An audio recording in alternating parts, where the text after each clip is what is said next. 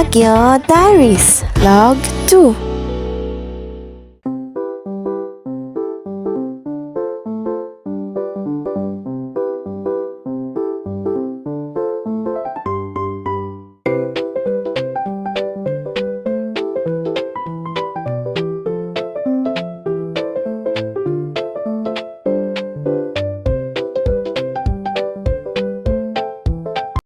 Hi guys! So it's currently morning and it's our day 2 here sa Baguio and I'm currently vlogging kasi nakalimutan kong mag-film ng house tour kahapon since pagod na pagod kami kasi ano oras na kami nakauwi dito sa nakapag-check-in dito sa parang guest house na stay namin and we are currently here sa Woodlands Staycation House and I'll give you a quick house tour. So it starts here sa parang balcony area nila.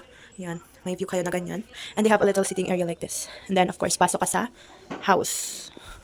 Pagpasok mo, you're greeted with the kitchen area here. It's furnished na din. May kasama siya na kettle and rice cooker. And then, over here, meron kayong 2 bathrooms, which is 1 for showering. And then 1 for bathroom purposes. May toilet siya. Pero may shower din siya. Currently, may tao kasi, so I'm not going to in there.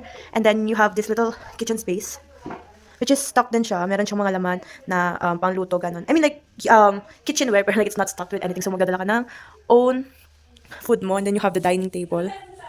When you walk over here, meron silang, tada, Woodlands Guest House. And over here is yung our living room, which is super nice. And here is a television.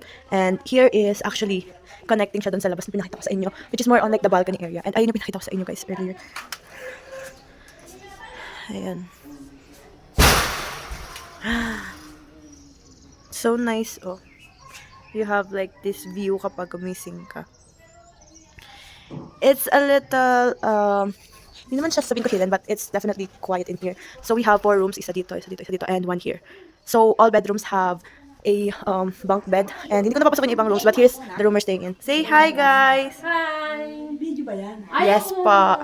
Nang umuwi. Dito na kapalit Ito si Nicole, 1 week. Nadayo lang ang tulog. Ayan. So, bale, every room naman ganyan siya.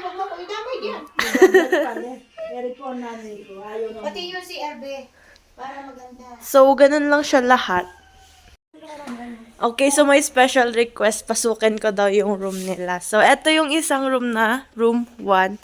And, room tour lang po. Wala ba si Jill? Say hi po. Hi! Hello! Good morning, Yan. Linda. This is room 1 po. Lahat sila may bunk beds na ganito. Hi! Say hi. So, yun ang room 1. Kami ay nagsistay sa room 2. Room 3. Every room's very, very nice. Oh, yeah, and I forgot to mention na lahat ng kwarto is may pasama sila na bathrobes na ganito with matching towels na din yon. And then, meron din silang pa-sleepers. Yung sleepers nila is something like this. Oh. Very, one-time use lang siya, pero it's very durable naman. And lahat naman din is may cabinet na ganito. It's 2-story cabinets. So, that's it for my house tour.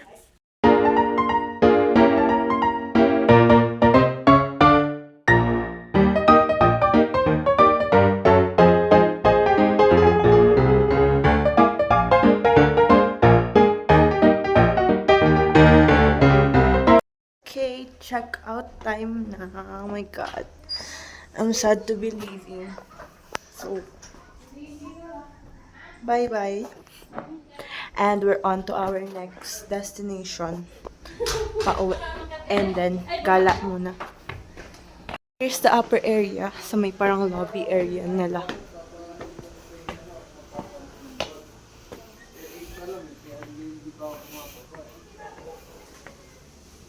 Woodlands Guest House.